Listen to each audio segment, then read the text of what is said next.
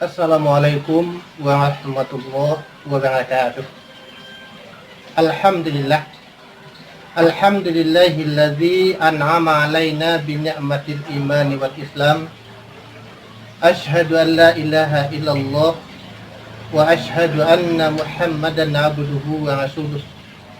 Allahumma salli wa sallim ala sayyidina Muhammad wa ala alihi wa sahbihi ajma'in.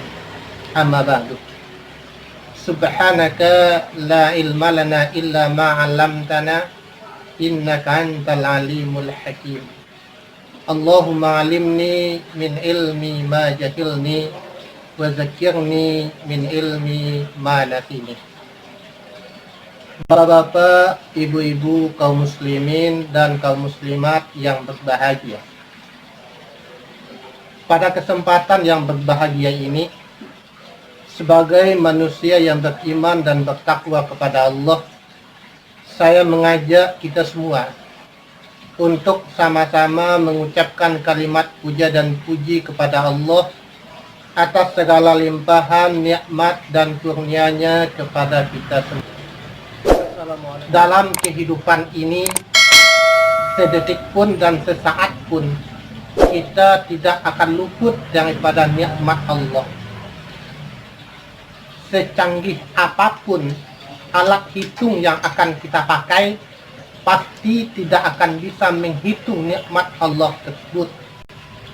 Salah satu nikmat yang sangat besar sekali dalam kehidupan kita, yaitunya nikmat iman dan nikmat Islam. Alhamdulillah, Allah memasukkan kita ke dalam golongan umat Nabi Muhammad sallallahu alaihi wasallam, yang mana untuk menjadi umat Nabi Muhammad ini dambaan oleh umat-umat terdahulu. Bahkan nabi-nabi terdahulu menginginkan beliau menjadi umat Nabi Muhammad. Alhamdulillah, kita menjadi umat Nabi Muhammad, dan mudah-mudahan kita senantiasa berpegang teguh kepada sunnah Nabi Muhammad, dan insya Allah kita akan mendapat syafaat di akhirat nanti. Amin, amin ya mujibas sa'ilin.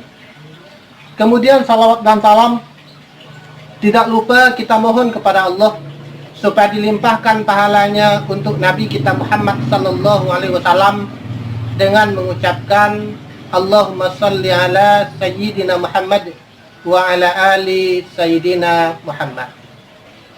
Bapak Ibu kaum muslimin dan kaum muslimat yang saya hormati, pada saat ini kita telah memasuki awal tahun 1442 Hijriah. Mungkin masih segar di ingatan kita suasana setahun yang lewat, penyambutan tahun 1441 Hijriah, yang mana sebagian mengadakan pawai obor, ada yang mengadakan pengajian di masjid atau musala, ada yang mengadakan santunan anak yatim, dan sebagainya. Tetapi pada tahun ini, karena kita berada di pandemi COVID-19, maka kegiatan-kegiatan tersebut ditiadakan. Kita tidak bisa melakukan pertemuan dan perkumpulan. Tetapi walaupun demikian, tidak akan mengurangi eksistensi makna hijrah dalam kehidupan kita. Bapak Ibu yang saya hormati, Allah Subhanahu wa Ta'ala mempunyai suatu hikmah dalam perjalanan hidup ini, yang mana dalam perjalanan hidup Nabi Muhammad sallallahu alaihi wasallam, Allah memerintahkan untuk berpindah dari Makkah ke Madinah. Bukan berarti Nabi Muhammad takut terhadap kafir, bukan berarti Nabi Muhammad mundur dari masalah yang terjadi di kota Mekah, tetapi ada hikmah di balik itu semua. Dengan perjalanan hijrah itu akan terjadi kemajuan Islam yang luar biasa, sehingga dapat kita buktikan di waktu Nabi Muhammad telah berpindah dari Madinah telah berpindah dari Makkah ke Madinah, maka pada waktu itu terjadilah peradaban di dalam masyarakat Madinah. Pada waktu itu disusun sebuah strategi membentuk sebuah kenegaraan, politik, dan lain sebagainya, sehingga terbentuk yang namanya masyarakat Madani. Sehingga bisa kita pahami, 13 tahun Nabi Muhammad di Makkah, maka yang ditetapkan oleh Nabi Muhammad adalah masalah akidah. Tetapi setelah Nabi Muhammad pindah ke Madinah, maka yang dibangun pada waktu itu bagaimana menciptakan peradaban untuk umat manusia. Bapak Ibu yang saya hormati, setelah perjalanan hijrah itu terjadi, maka pada saat ini apakah kita masih dituntut untuk melakukan hijrah? Dalam satu kesempatan Nabi Muhammad SAW bersabda dari Aisyah radhiyallahu anha qalat su'ila Rasulullah SAW anil hijrah. Dari Aisyah radhiyallahu anha dia berkata, Rasulullah SAW ditanya tentang hijrah. Qala, berkata Nabi, la hijrata ba'dal fath. Tidak ada hijrah lagi setelah terjadi kemenangan Mekah. Sehingga dari hadis yang tersebut dipahami bahwa secara tekstual tidak akan terjadi hijrah. Tetapi sambungan dari hadis itu ada lakin jihadun wa niyatun.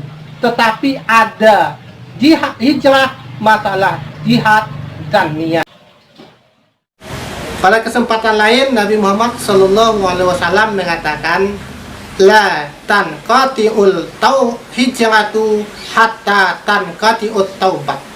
Tidak terputus hijrah sehingga terputus taubat.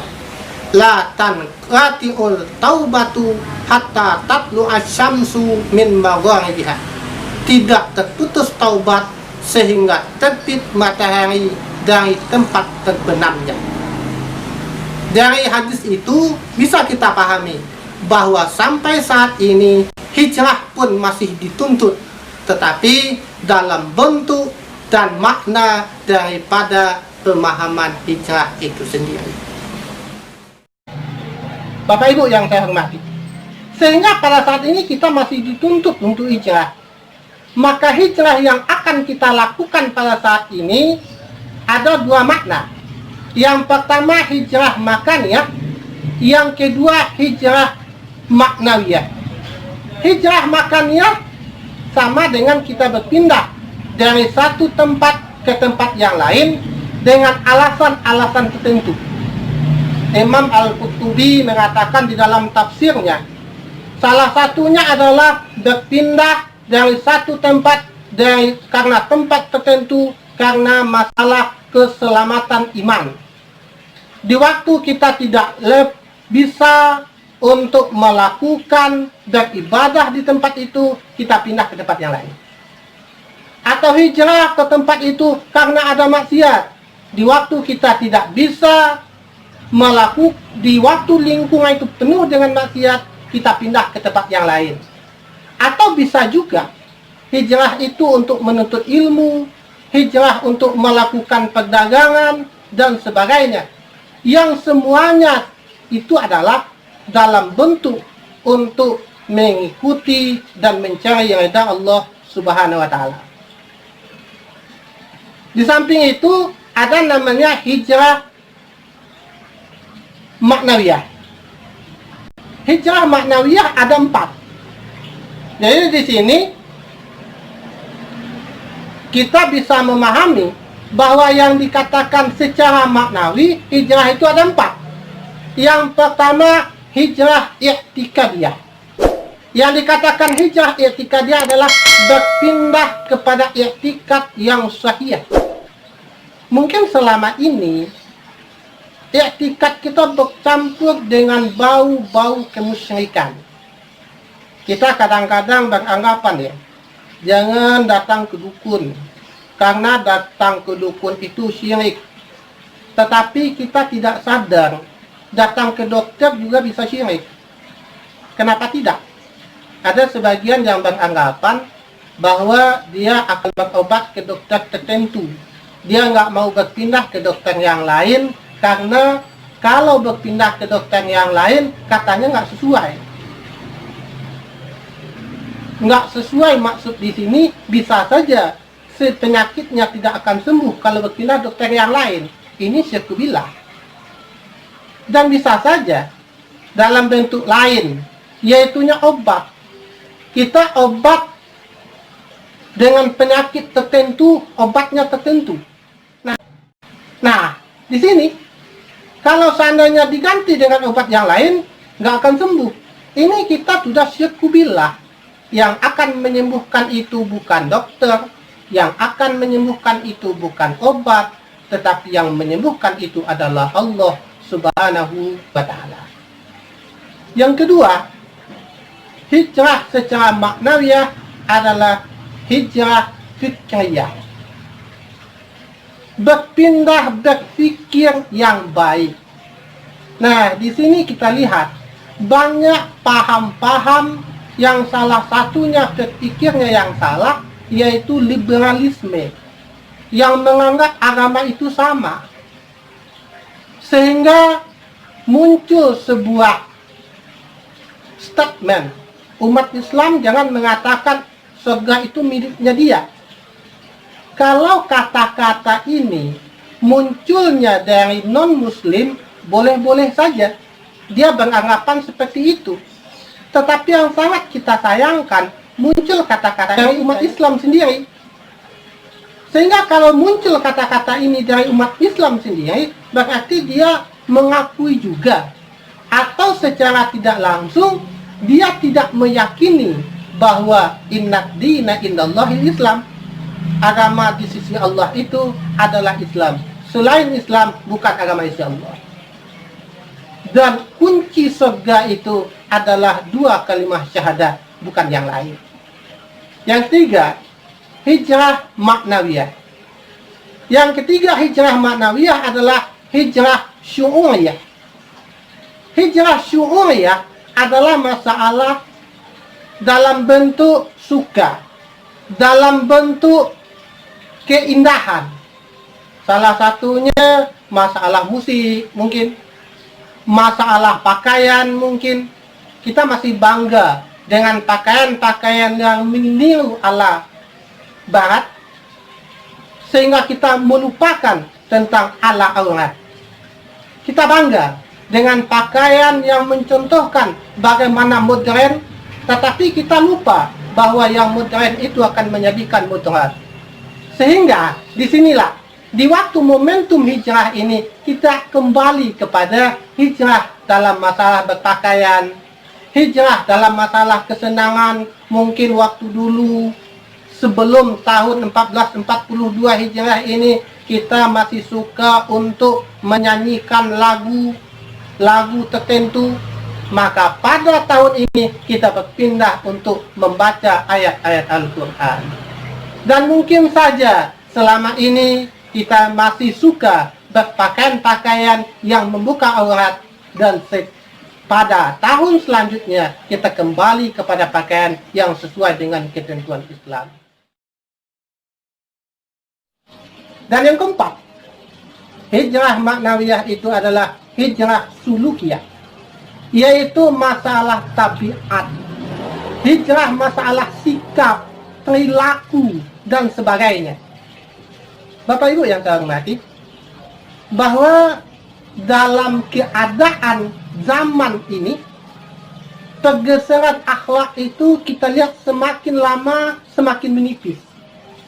Bagaimana sikap sopan santun kita kepada orang tua, bagaimana sikap sopan santun kita kepada yang mengajar kita, dan sebagainya.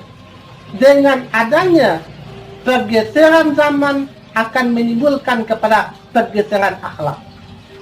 Contohnya, pada waktu dahulu bertemu dengan guru itu orang takut. saat ini diajak bercanda. Dan pada waktu dahulu, mau lewat mendahului orang tua itu banyak ragunya, bahkan minta permisi. Kalau sekarang dia pakai motor, jangankan minta permisi, klakson aja nggak bunyi. Ini salah satu pergeseran akhlak. Maka dengan adanya momentum hijrah ini, maka perlu kita kembalikan, mendidik generasi muda, mendidik keluarga untuk kembali kepada akhlak yang baik, yang sesuai dengan ketentuan Nabi Muhammad SAW, yaitu berakhlakul karimah.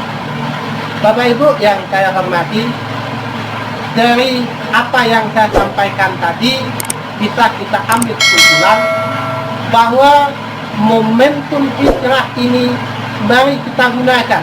Memahami hijrah dalam kehidupan kita, bisa jadi hijrah secara makaniah maupun hijrah secara maknawiyah. Yang mana hijrah secara makaniah adalah perpindahan dari satu tempat kepada tempat yang lain dengan tujuan tidak menyalahi ketentuan dan syariat Allah. Sedangkan hijrah secara maknawiyah adalah yaitunya kita berpindah kepada yang lebih baik, baik dalam bentuk beretika, baik dalam bentuk berpikir, dalam bentuk melakukan sebuah berpakaian, ataupun dalam bentuk bersikap dan bertingkah laku. Sehingga pelaksanaan hijrah dalam kehidupan kita terlaksana, dan nilai-nilai hijrah itu pun terlaksana di dalam kehidupan kita. Mungkin itulah yang dapat saya sampaikan. Mudah-mudahan ada manfaatnya. Apa yang saya sampaikan itu, kalau seandainya benar, itu adalah dari Allah. Dan kalau seandainya salah, ini adalah daripada kedaifan. Dan mudah-mudahan bermanfaat. Akhir kalam, berbanyak maaf. Assalamualaikum warahmatullahi wabarakatuh.